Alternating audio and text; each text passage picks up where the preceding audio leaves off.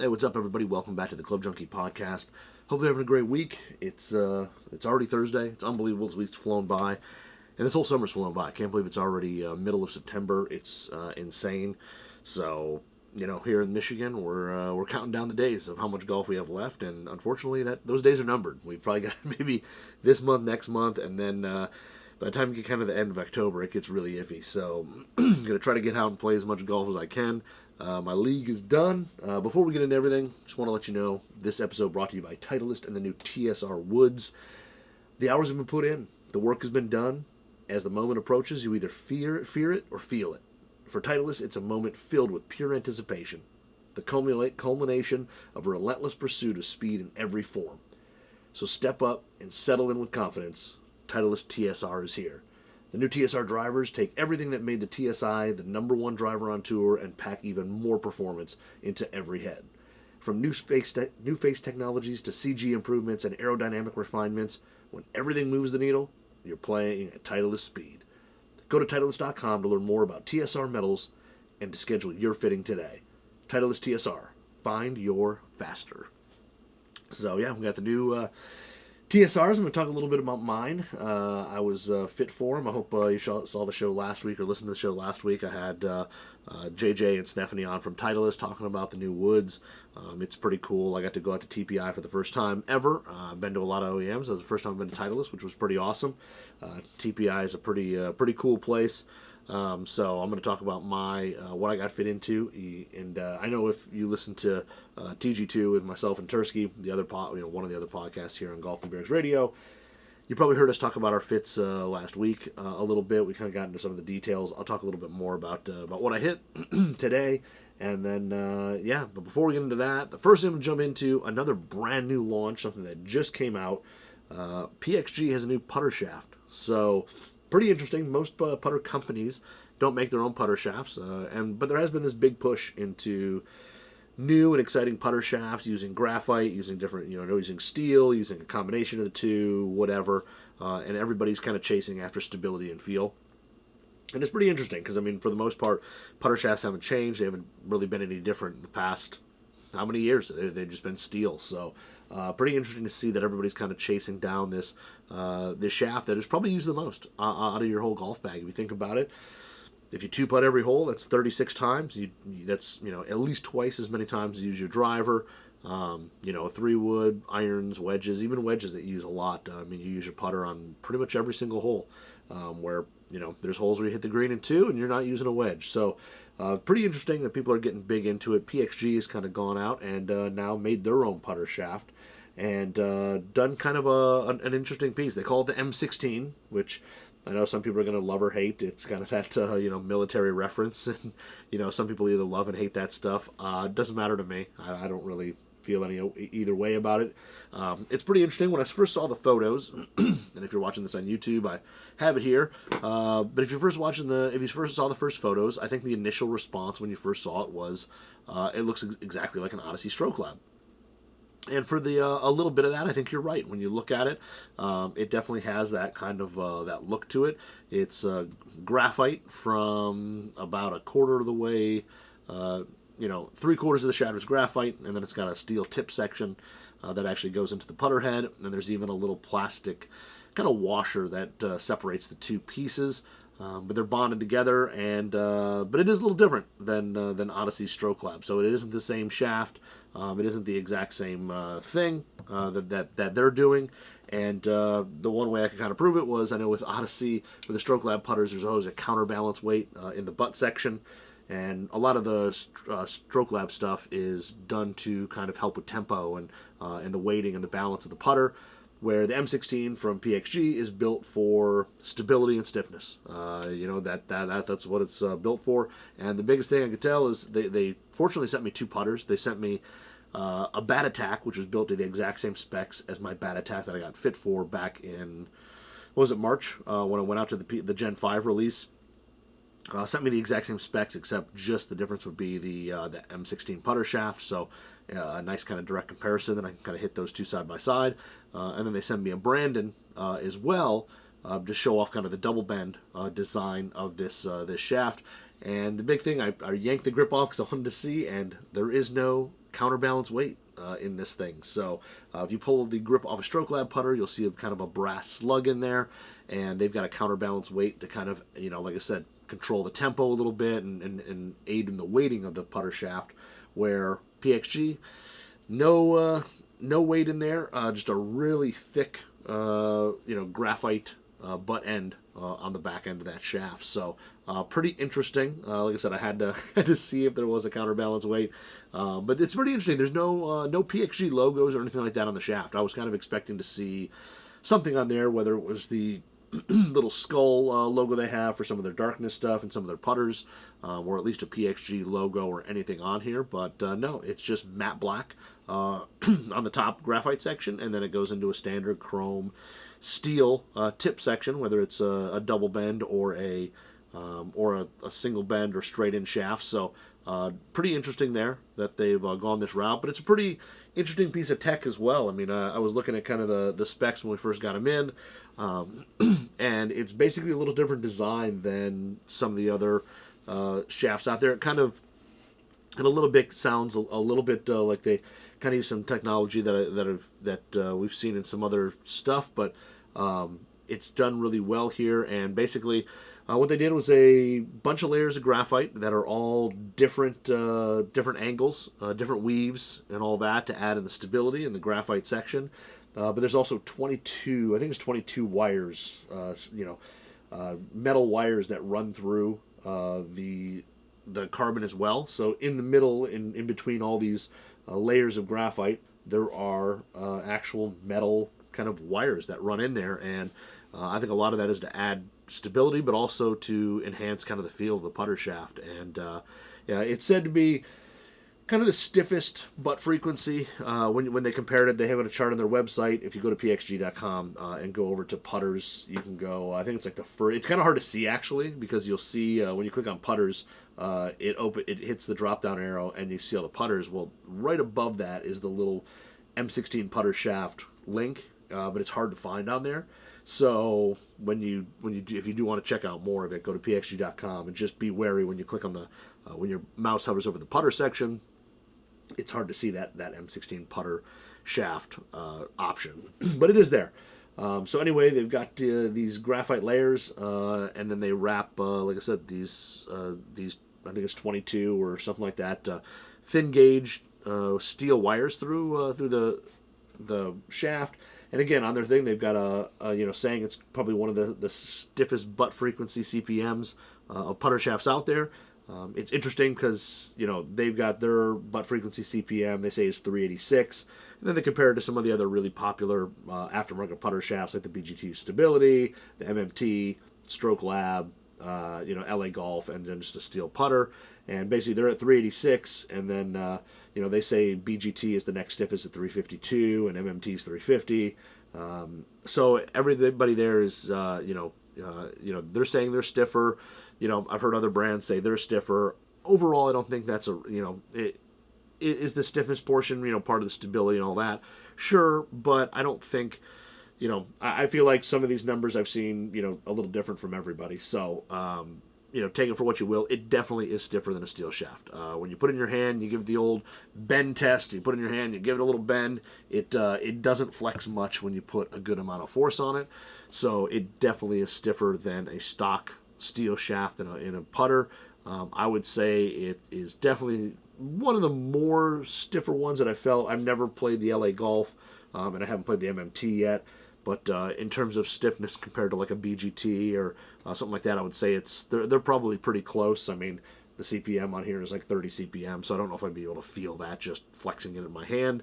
I would say one that may be stiffer than that would be the Fujikura, the MC115 Extra Firm. Maybe a little stouter, but this thing is pretty firm. It's pretty stiff. It's got some strength to it, which is pretty cool. But the technology there is pretty interesting. And like I said, as much as it may look like a Stroke Lab, it is definitely different.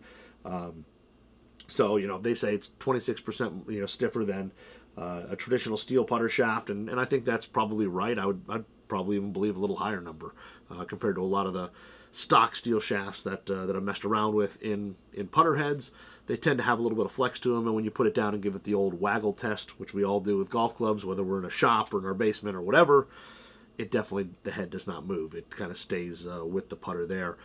So I got this thing out there, and the nice thing is I was able to, put it in there and go out and putt right next to my other putter, because I've got two of the same now, which is pretty cool. So out on the putting green and stuff, the first thing I noticed, like I said, you do notice it down here stiffer. The first thing I noticed, though, especially on the putting green, was it does soften up the feel of the putter a little bit. Being able to hit two putters side by side with the exact same balls, everything, the only difference being the putter shaft, it was really interesting to see that the bat attack with the M16 definitely had a little softer feel, had almost a little more muted sound. I was using the same, I think I had Pro V1s and an AVX that was mixed in there when I was putting, and I could tell the difference in terms of just pure sound the first couple putts, and as well as the softness of the M16 shaft. Like, it did reduce some vibration initially on impact, and when that ball left the face of the putter, it felt softer with the M16. It really did. Like I said, it's fortunate to be able to kind of test two things side by side and not have to, shaft one, pull it apart, put a new shaft in, all that stuff. You can just kind of take it out and try it right there. But yeah, it definitely has a little softer feel, a little more muted sound. And I like that. I thought that was kind of nice. I think the bat attack and the diamond face on the PXGs are fairly soft anyway. I think they're a good kind of middle ground in terms of the milling on it and the feel of it.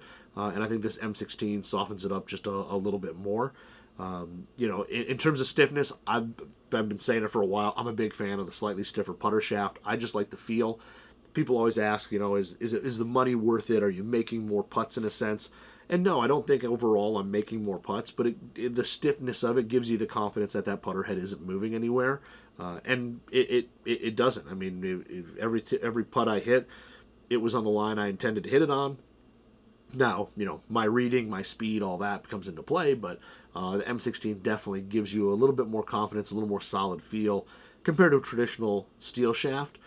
I would say the biggest difference that you really notice is lag putting. If you've got a really long, lag putt, those 30, 40 footers, whatever they are, this definitely has that feel that the head is kind of staying aimed at the target. It's not moving, it's not twisting, there's nothing there. It just stays aligned to the target, and you do get a little more of that feel with the longer putts. Shorter putts, it doesn't. I don't think it makes as huge of a difference, just because the putter's not moving as much. That head is kind of staying with the shaft anyway. But with the M16, it definitely has some nice stiffness to it, and that putter head always feels like it is pointed right at your intended target. So when I was at the putting green, I really like the feel of it. I prefer it over a steel shaft. If I had to, if I was ordering a brand new putter, PXG putter, and I think the option is only like $89 difference for a putter with this shaft. I think it's worth it to me. I think, like I said, the feel and all that is definitely alone, worth that price. Now, are you going to make more putts necessarily with that, with this M16 putter shaft? Again, I don't know that you're necessarily going to look at your stats over the whole year and say, oh my gosh, I was, 0.5 putts better per round over the life of, my life of my rounds. But for $89, I really like the stiffer feel and the little softer touch at impact that this M16 provides. So personally, I think the value of it is pretty darn good. I think $89 for a stiffer technology packed shaft is a good value. Considering there's a lot of other shafts out there that cost way more. It's a little bit of a bummer that they don't sell it separately. I was kind of thinking that, when they launched it and it was this new shaft, I was like, oh, that's kind of interesting. Maybe you could buy it separate, put it in your own putter, or whatever putter you may have, but that unfortunately isn't the case. I mean, I guess you could always buy the putter and pull the shaft out, but I don't know how many people would be actually doing that. But no, the M16 I think is a worthy upgrade, for $90. Like I said, I like the softer feel, the more solid feel of the ball at impact.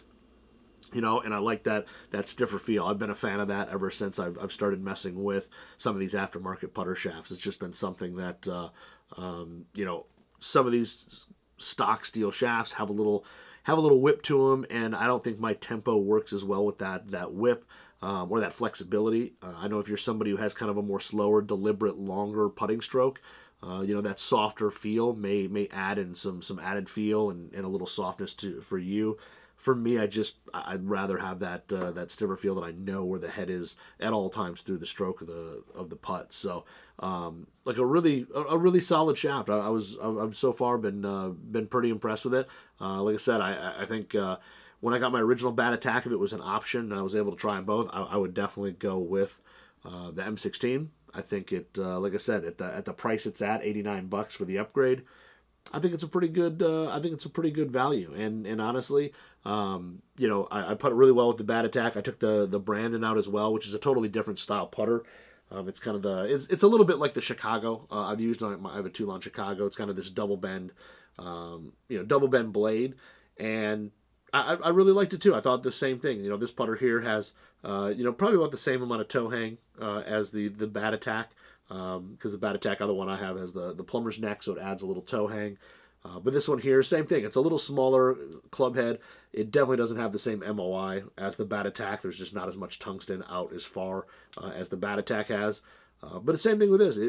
Even though it's a style that I don't use as much, I really did putt well with it. And the same thing, I think I noticed, this thing still had a little softer feel to it than the other, PXG putters I've putted with the same insert, or not insert, but the same milling. And it honestly had a really solid feel, and I felt like, it just maybe adds a little bit of stability to even a blade putter that you might have. But, these high MOI mallets, and especially actually my bat attack, thinking about it, is a little heavier. I don't have this, the stock at 33 inches comes with like 10 gram weights. I think mine has 17.5 gram weights in it. And I actually had a second set of 17.5 degree weights they gave me when I was out there. So I was able to put those in this head and, again, match it up. And that little heavier head with a standard steel shaft, like I said, you do notice a little bit of flex. Here, you don't notice it. It plays just like, a stiffer putter shaft. I would say, like, stiffness-wise, I would compare it to my Fujikura, my MC 115 Firm. I think it's very similar to that. Little bit of give, a little stiffer than steel, not crazy rebar stiff. So, but yeah, the M16 is pretty good. I like I said, I really like the feel. I like that added softness to it, and the stiffness that keeps that head kind of with me throughout the stroke is a plus for me. And at least half, if not more, or at least 50%, if not more, of some of these other putter shafts out on the market, pretty darn good deal. So if it's something where you definitely want to try it. I know you can go to any PXG store or any fitting place that they fits for them, and they'll probably have this thing. But it'd be interesting to hear your thoughts in terms of hitting stock steel versus the M16. But the M16 putter shaft, I think, it's definitely a noticeable upgrade. It's not something that's just a color thing or just a cool factor in a way. I think you are going to notice a little difference in sound, feel, and then you all will also notice that added stiffness in there. So. Yeah, the M16 is really it's a cool shaft, and like I said, it's cheaper than I thought when we first heard about it. I thought it was going to be far more expensive, and like I said, for $89 on the upgrade, and you can actually upgrade it. I just pulled it up on their site. You can upgrade any of their putters. So the 0211s, which are pretty inexpensive. I mean, the 0211s are pretty budget friendly. I mean, those putters there are, if you're looking to buy, those are $150 and another $89 for the M16. It's not too bad. And then, of course, you could also throw one in some of the brand new, what do you call it? The battle ready, like the dagger, the blackjack, the bat attacks, and those are a little more expensive, but you can still put it in there. So pretty cool. Actually, you can put it even in the Gen 2s. So some of the Gen 2 putters. If you like those, they offer it there, so it's already on the site, ready to go. So yeah, like I said, even the 0211s with that are a little less expensive, you can still pop this in there and have a fairly decent, budget putter that has great feel, a little bit added stability, and me personally, I'm always down with a cool look because I like kind of the matte black with the silver. So for me, I'm into it. But if you want to check out more about it, go to pxg.com. And like I said, it's a little hard to see, but go over, hover your mouse or whatever over putters, and you'll see a little icon for the M16 Putter Shaft, and it'll break down kind of all the tech as well, show you the kind of the engineering side of it with the weave of the carbon, and then, like I said, the metal kind of wire running through it as well, which is kind of cool. So, like I said, and then you can go in, build whatever putter you want. Excuse me. They also talk about truer roll with this shaft. Compared to the steel shaft, hitting them side by side, I didn't notice a huge difference in roll. I mean, the milling on the face of the PXGs, that kind of diamond milling, to me, kind of puts a really good roll on the ball anyway. I didn't notice any, the skipping or skidding or anything like that. I felt they were both pretty equal from what I saw. If there was an improvement there with M16, it was hard to tell with the naked eye. Maybe on a launch monitor like a Quintex system, you'd be able to tell more about that. But to me, the faces on the PXG get the ball rolling with pretty good topspin right away. So that to me was pretty equal. Like I said, for me, it was a big thing of feel, sound and feel, and then, like I said, that added stiffness in the putter through the stroke. So, like I said, go to pxg.com, check out the M16 Putter Shaft. It's pretty cool. Like I said, I didn't know what to expect when we first heard about it, but then getting all the tech on it, it's pretty cool, and they put some thought and some engineering into the thing. So go check that thing out, and like I said, you can definitely order a putter with that added to it with relative ease. So which is kind of nice. It's you can be built right there. I kind of, like I said, I kind of wish the one thing I'm going to give it a knock for is I kind of wish it had. I mean, I'm a skull guy. I think it's kind of cool if they did like kind of the PXG skull or something like that on the shaft. I think would be pretty cool, and I think it would be pretty cool if they sold it aftermarket and you could toss it in, another putter you might have. But adding like a little PXG logo, the skull or something like that would be pretty sweet. So, but like I said, go to pxg.com, check out the M16 Putter Shaft. It's pretty cool. And I'm a big fan. Like I said, I'm a fan of the upgrade of it, and I think it's one of those. If people ask me, hey, are these aftermarket shafts worth it? I think this one for the price is tough to beat. So, like I said, check that thing out, and you can grab a PXG putter with that thing in there. Like I said, I'm a big fan of the Bat Attack. That's the one that I've been using, and I think this one is going to take over because the Bat Attack does make the rotation for me.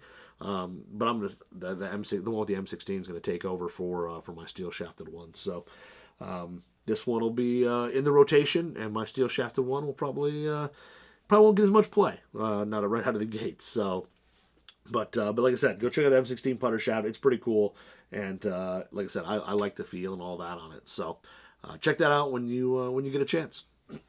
And then we get into the next part of my next half of my show, I guess, in a sense, is going to be talking about the Titleist TSR woods.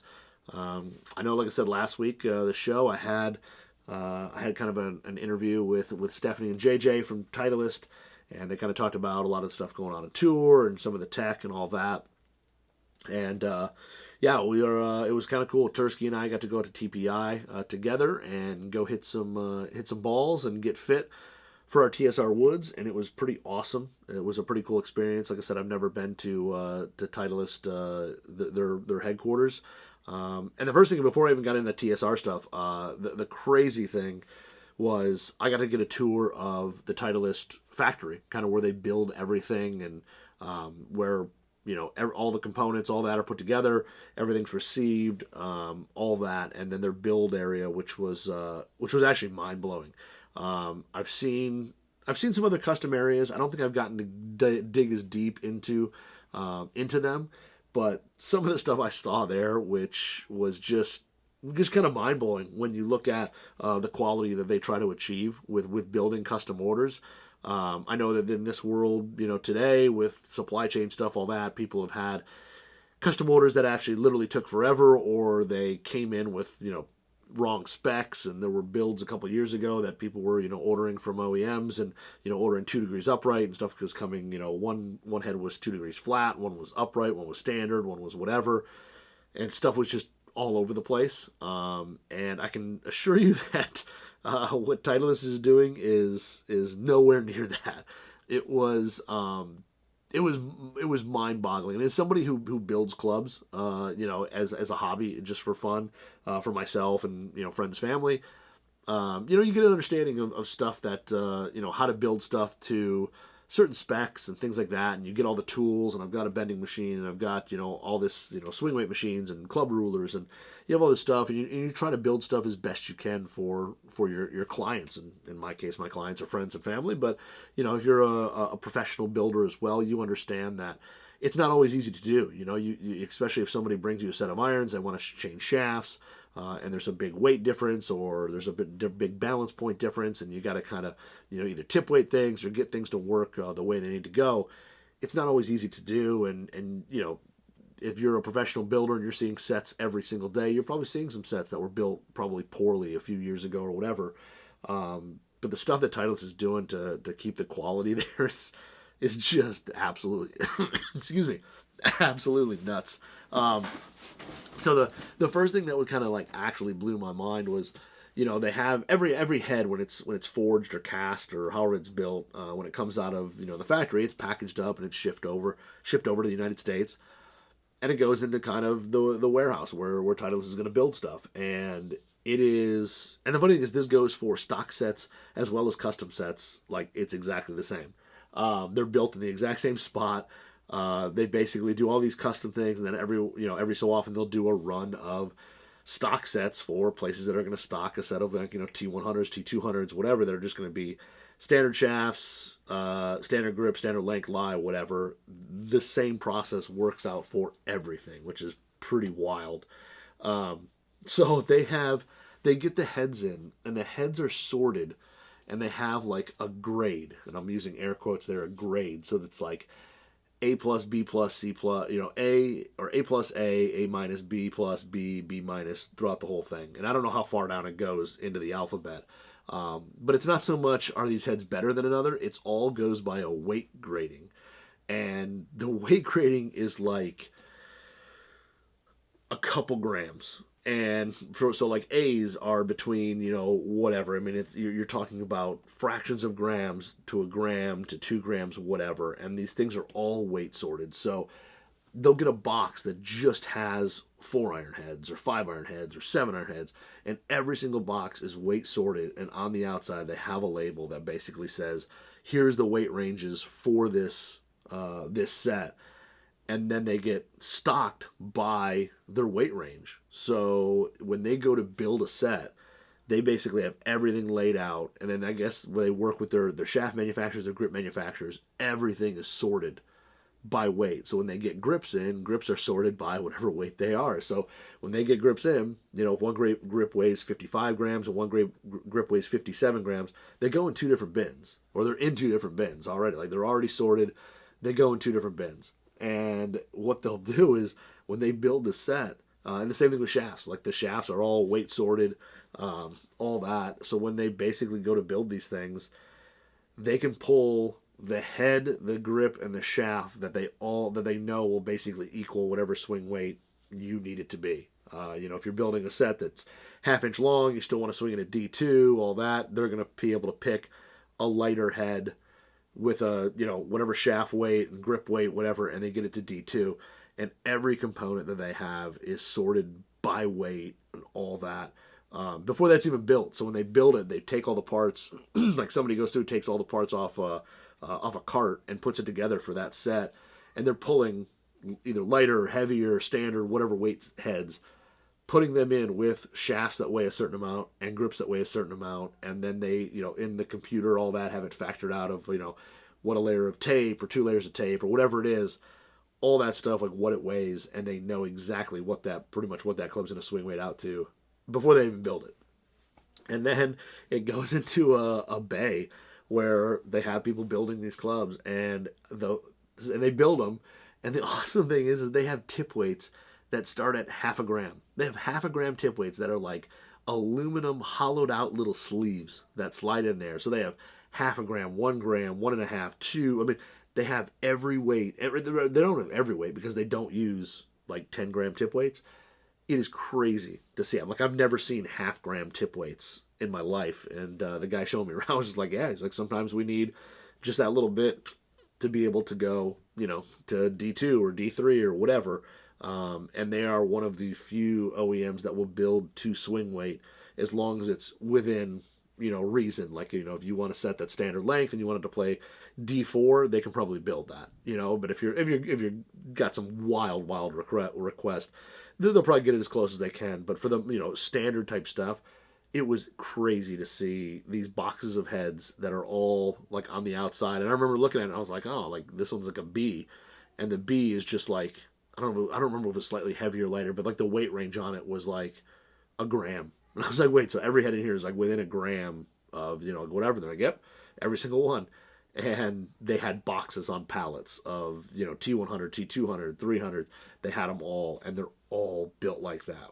Excuse me, which is crazy. And then after they're built, they basically put them in a loft and line machine that has these like crazy cameras on there.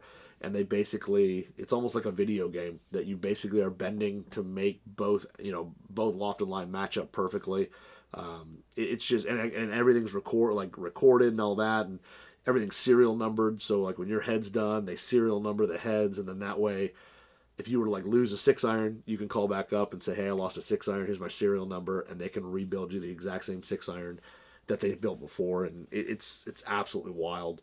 The stuff they do with, the quality testing and all that. I mean, they were testing head covers to make sure that the UV didn't fade it too fast. And they had a couple there that were like, the white was slightly yellow, and they're like, yep, can't, those were ones that failed. So, we're not going to use that material, whatever.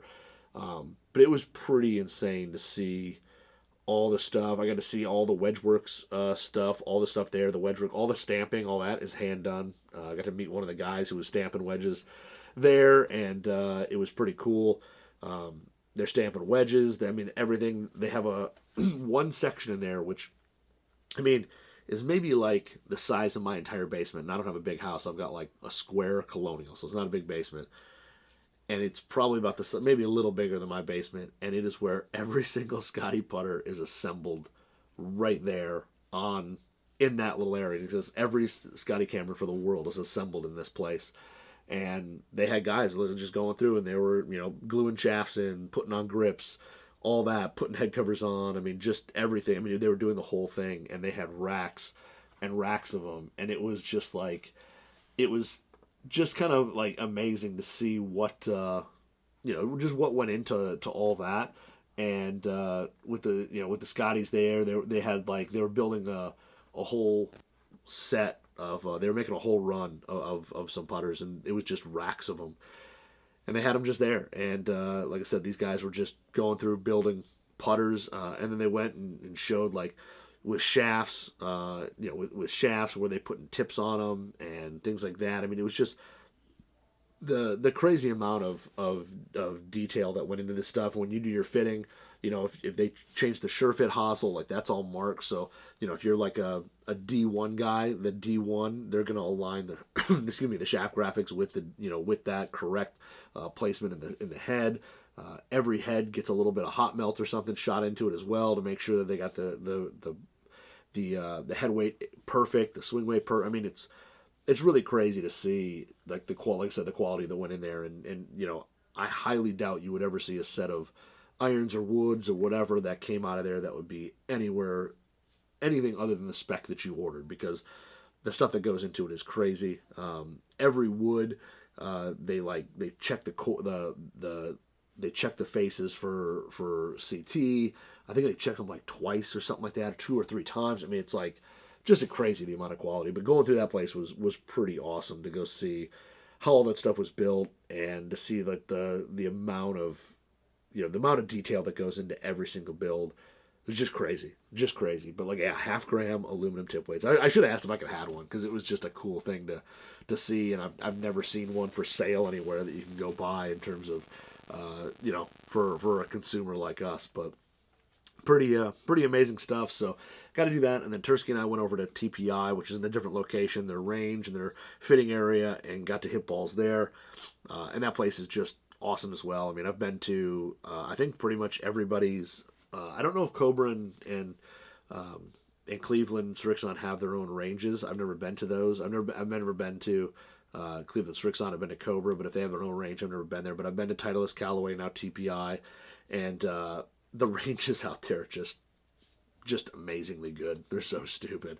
So we went out there and got fit. It was a pretty cool experience. I got fit into, if you didn't hear before, I got fit into a TSR2, which is pretty much what I figured I would get fit into, but TSR2, a 10-degree head, set at B1 with a Project X Hazardous Black 4th Gen, 60 gram 6.5 X-Flex. I know if you're watching this on YouTube, there's a Ventus Red TR in here that is going on with me tomorrow or today to golf. And then we're going to hit this combo and see how it goes. But I got fit into that. And it was pretty it was pretty cool. I mean, my fitter Chris was absolutely awesome. He was super knowledgeable. It was one of those, the little nuanced things that I do in my swing. Like as I take the club away, I kind of shut it a little bit. I mean, he noticed everything, and it was pretty awesome to work with him on fitting these clubs. But driver was pretty simple. I kind of knew I was probably a TSR2 guy. He kind of knew that right away as well. But I hit everything anyway just to kind of try him and be able to get a feel for him. I will say TSR4 is actually far less demanding than it was, the TSI4. The TSI4 was just really tough to hit, but it was super low spin and low launching. And the TSR4 definitely is a little more versatile, a little more forgiving. I was actually able to hit a few good shots with it. It just didn't spin enough. Even moving the heavyweight into the back, which makes it, as they call it, a TSR like 3.5. It adds forgiveness. It's still a little bit lower spinning than 3, but it's still more forgiving. And even that setting, I just didn't quite have enough spin on the ball to keep it in the air as well as I'd like to at my ball speed. So out there, I've dropped a little club head speed out there. I was like a 104 guy, maybe 106 every once in a while, but I was kind of a 104 guy out there. But it was pretty interesting. Like I said, hitting 4. 4 is definitely low spin. It's definitely the lowest launching of the 3 heads for me. Like I said, it was demanding. I mean, when I hit some misses and I hit some stuff off the toe, definitely saw a little more curvature there compared to 2 and even 3. But it wasn't unplayable. If you handed me a head and said, "Hey, you had to go play around with it," I could get around with it. The sound and feel is really good. It was interesting. I kind of felt like the 4 kind of had the slightly highest pitched, and then the 3 was next, and then the 2 I felt was kind of had the lowest pitch of the 3 drivers. They were all just slightly different. I feel like the faces on the new, excuse me, on the new TSR a little bit softer. I feel like than TSI, especially when I was hitting my TSI 3 versus the TSR. I felt like when the ball left the face, you either felt the ball compress a little bit more, or there was just a little softness to it. The TSR compared to the TSI, which was pretty interesting.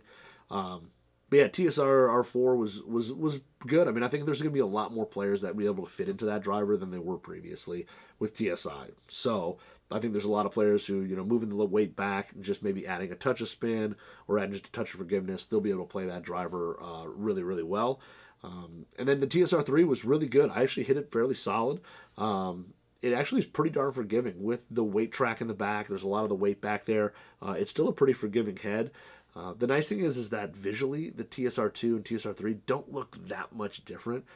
TSR2 is definitely a little larger. It's a little more stretched out from face to back, where TSR3 again is a little more rounded like TSI was, but it's not as big of a difference between the two. I feel like last year TSI3 was really round and compact, and then TSR2 or TSI2 was kind of stretched out a little bit, and they just looked different. And of course everybody looked at TSI3 and said that's the one I want to play.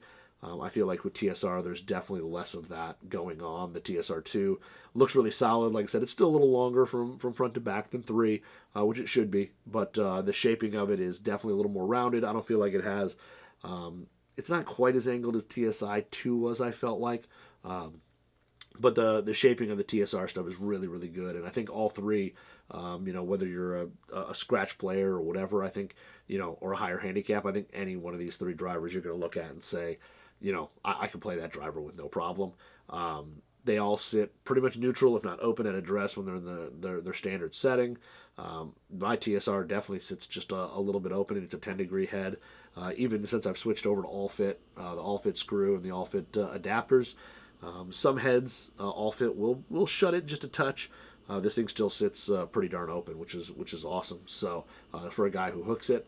But yeah, I mean, the big difference is, for me between TSR2, TSR3, is I think the two different faces. TSR2's got a face that they've engineered the sweet spot to be a little more heel to toe.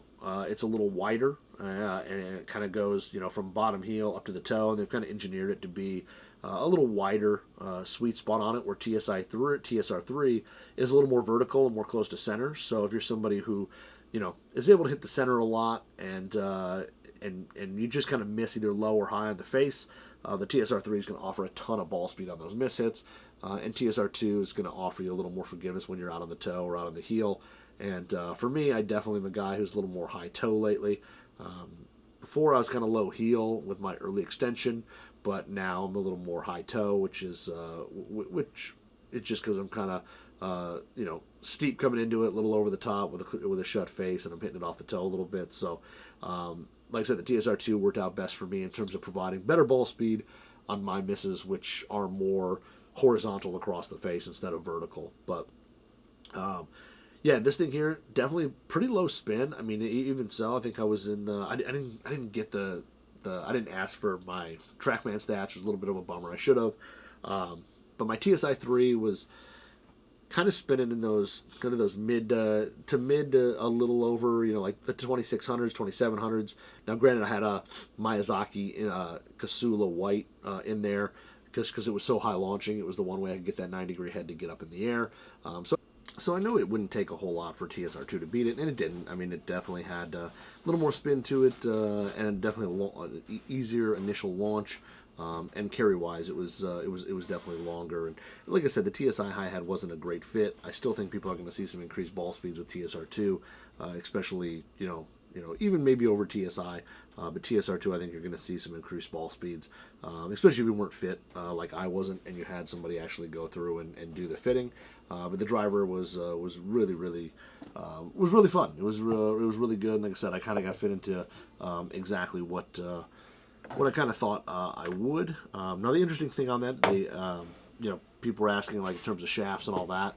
We didn't run through the whole gamut of shafts. It was pretty much, we hit a lot of what was stock, and then, a few other options. I hit stuff like the Graphite Design IZ and stuff like that. But hit some shafts, and, like I said, didn't hit necessarily everything, but a lot of the stuff that we thought would fit me. And I think with my transition, the hazardous was probably worth the best, and then it was at 44.5 inches. We kind of shortened it up, and it made a huge difference there. So the TSR2 so far has been really good. I've had it on the course, and I haven't hit driver exceptionally well, but I do have to say I've been hitting this better than anything else. I mean, even my one brother, when we played last weekend or 2 weekends ago, was like, "Why are you switching between drivers? Just you're hitting the Titleist better. Just hit that one." So. Definitely hitting the TSR2 well. I'm playing again this weekend. Playing with my wife and some friends, so definitely we'll have it out. Or I'm going to play tonight as well, so I'm going to play it a little bit more. And so far, like I said, like the feel and sound, like how it's performing, and I think it's going to be a solid driver. You're going to see a lot of bags. I think the TSR2 is going to be in a whole lot of bags, compared to last year where you saw most of the TSI3s. I think TSR2 is going to take over a few of those spots for players that, shape and look was a big deal. I think TSR2 is going to kind of nail it for them. And then for fairways, I got fit into TSR2s as well. I kind of hit the TSR, hit the 2+, and it was really good. It just didn't spin enough. I hit it actually fairly well. It just didn't quite have enough spin, and it was kind of tough for me to keep it up in the air. If it was a 15-degree head, maybe we could add a little spin, and it would have been all right.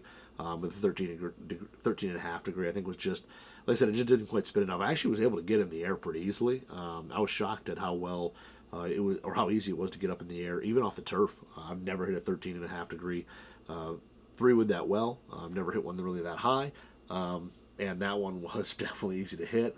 I ended up with TSR2, like you would expect in terms of 3-wood, and it's 15 degrees, set in D1, which is actually a little bit lower lofted, and I think a little bit flat. And it's mostly because for the most part I use it off the tee, and we were kind of talking and hitting balls, and I kind of said my 3-wood is really more of a tee club more than anything, and my fitter Chris was like, that sounds good. So again, kind of went through a full different, a few different versions of TSI or TSR3, and hit a couple of those. Hit TSR2+.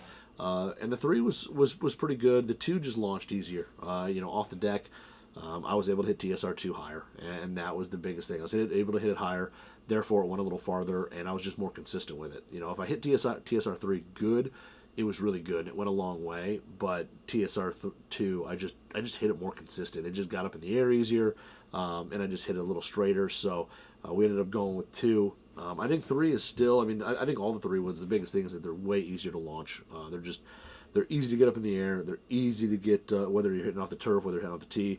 They're just simple to get up in the air, and they go a long way.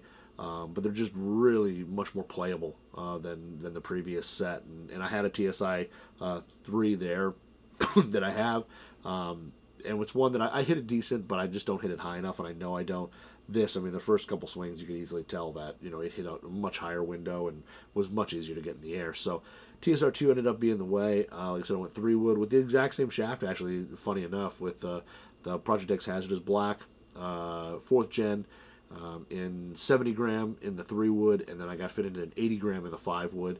And I told the guy, I told my fitter, I was like, hey, I do use a 7 wood. He was like, great. So we pulled out the 21 degree head, hit that, and I just wasn't quite hitting it far enough. I wanted it to fly like 215. I was only going like 205 for me, and I think a lot of that was just me being tired hitting so many balls between driver and 3 wood, and now into 5 wood and 7 wood. Because then, so we hit the 5 wood, and the 5 wood was awesome, super easy to get up in the air. We just went straight up, came straight down, and it was going like exactly that 215 that I needed it to be.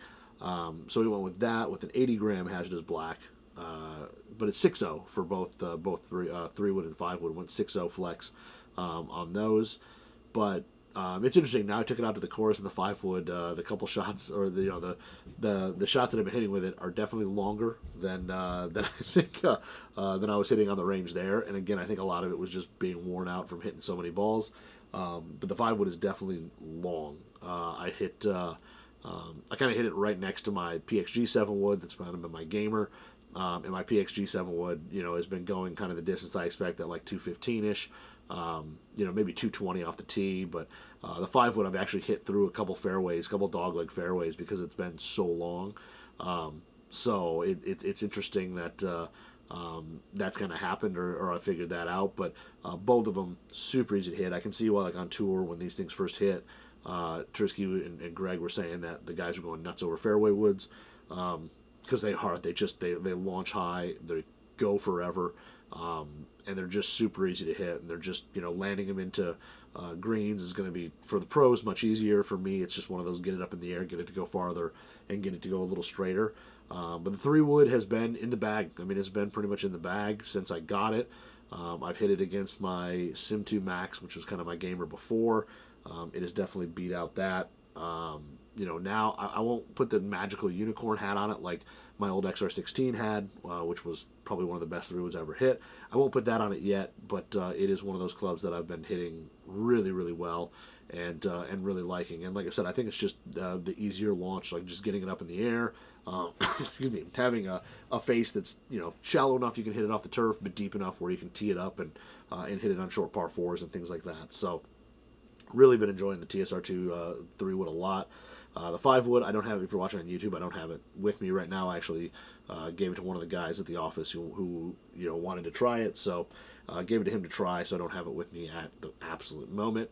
But like I said, in terms of gapping, I think it just goes just a little bit too far for what I'm looking for. So yeah, but the TSR stuff is really good. I think Titleist, nailed it. Is it something where if you're a TSI player, if you go get fit for a TSR2, if you've been truly fit, are you going to see massive distance gains and stuff like that? Maybe or maybe not. I think there definitely is a difference between the two heads. I don't think it's just the same thing with, 5% more distance. The launch angles and stuff like that are far different. So depending on your fit and all that, you probably could see some gains with the TSR and the TSR fairways. I think everybody should, if you're TSI or not or whatever, if you're looking for a fairway wood, they're definitely worth putting on the list of ones to try, because they're just super easy to launch, and they're way easier to play, I think, than last year's TSIs. So Like I said, been a big fan so far. Going to hit some more. I might see about see if I can get a 7 wood instead of the 5 just to see if that makes a difference. But like I said, I've been a big fan of the 3 wood so far. The TSR2 3 wood. Like I said, set in D1. The 5 wood was set in B1. So that was just a little flatter to try to save a little bit of the hook. But so far been really good. So far I've been a big fan of the TSR stuff. I'm excited to keep playing it and playing it as long as I can this year. And then I'll have to move indoors, unfortunately. But let's keep rocking with outdoors. Like I said, my league is done. I didn't win. I was nowhere near. I think I missed a handful of weeks near the end, and I was like 5th to last. So nowhere near winning, which is fine. Whatever.